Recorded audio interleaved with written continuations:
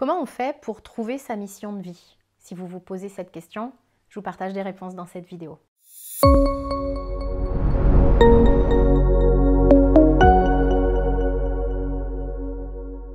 Bonjour et bienvenue dans cette vidéo. Mon nom est Nathalie Martin, je suis coach en éveil de conscience et je vous accompagne à créer une vie 100% sur mesure pour vous, une vie qui vous fait vibrer. Si vous voulez savoir comment on peut travailler ensemble, je vous invite à consulter la description qui accompagne cette vidéo. Alors dans cette vidéo, nous allons parler de la fameuse mission de vie. C'est vraiment quelque chose dont on parle beaucoup dans le monde du développement personnel. C'est sans doute quelque chose dont vous avez entendu parler. Et on a le sentiment que c'est maintenant le truc qu'il faut avoir pour être heureux. Si vous êtes de ma génération, on vous a vendu que pour être heureux, il fallait un job en CDI, tant qu'à faire, un conjoint, puis vraiment bien verrouillé avec le mariage, des enfants, une maison, un camping-car, un labrador. Et là, c'est le modèle vraiment de la famille Récoré, la famille du bonheur. Bon, maintenant, apparemment, ça suffit plus. Il ne faut pas n'importe quel travail, il ne faut surtout pas un travail alimentaire, il faut la fameuse mission de vie. Donc, il faut maintenant cocher ça et pouvoir dire que nous sommes dans notre mission de vie pour ce nouveau modèle, en fait, qui a évolué, et heureusement qu'il a évolué, mais qui a évolué au fil des années. Et ça fait que si j'ai l'impression que c'est ça qu'il me faut pour être heureux, si j'ai l'impression que la Terre entière a déjà trouvé sa mission de vie, mais pas moi, je vais pouvoir chercher ma mission de vie, mais vraiment avec les forceps. Il faut que je trouve, avec la même énergie du désespoir que si j'étais dans le désert et qu'il me fallait de l'eau, quoi.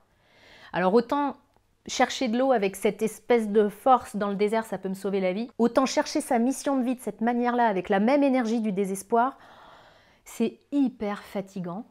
Et puis c'est pas efficace en fait. Parce que ce que je crois, c'est qu'on ne trouve pas sa mission de vie avec les forceps en fait. Donc, si c'est votre cas, si vous avez l'impression que vous vous mettez une pression de dingue en mode « il faut absolument que je trouve ma mission de vie », je vous invite à desserrer les poings.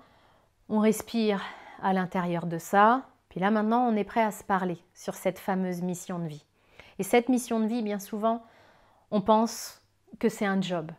On pense tout de suite au travail. Pour moi, la mission de vie, c'est beaucoup plus que ça. C'est beaucoup plus large que ça. Et ce que je dis souvent à mes clients, c'est que la première mission de chacune de nos vies, c'est d'apprendre à nous aimer nous-mêmes. Et c'est d'apprendre à aimer la vie que l'on mène. Il y a vraiment ces deux points qui sont hyper importants.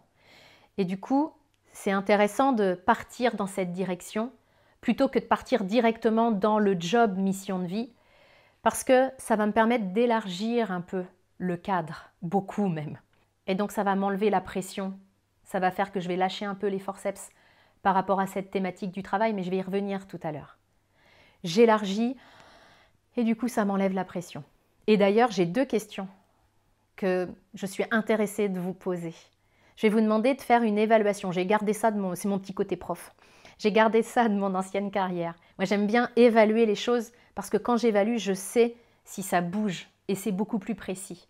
Donc, je vous ai donné deux thématiques en termes de mission de vie. Apprendre à s'aimer soi-même, apprendre à aimer notre vie. Vous pouvez déjà vous poser cette question sur une échelle de 1 à 10. Puis prenez spontanément le premier chiffre qui vous vient.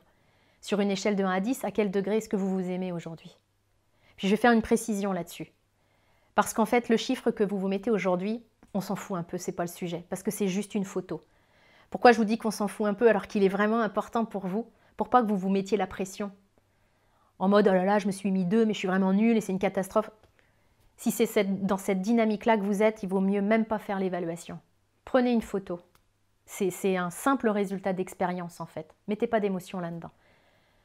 L'important, c'est que si j'ai mis 4, si je veux avancer vers ma mission de vie, je peux déjà apprendre à m'aimer davantage. Ce serait peut-être une belle idée avant de chercher un job. Puis la deuxième question, en lien avec le deuxième critère, c'est sur une échelle de 1 à 10, aujourd'hui, à quel degré est-ce que j'aime ma vie? Quel est le premier chiffre qui vous vient spontanément?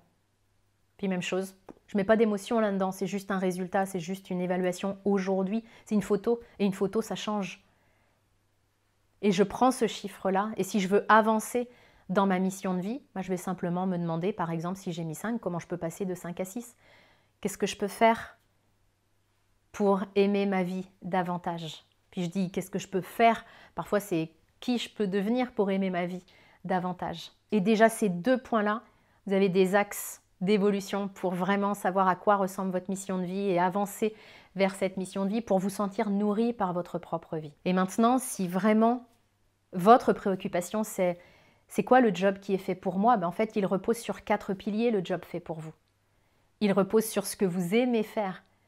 Parce que oui, on nous a vendu que le travail, t'aimes pas, et alors, quoi, t'es pas le seul. Mais non, en fait, le premier pilier de ma mission de vie de travail, c'est d'aimer ce que je fais.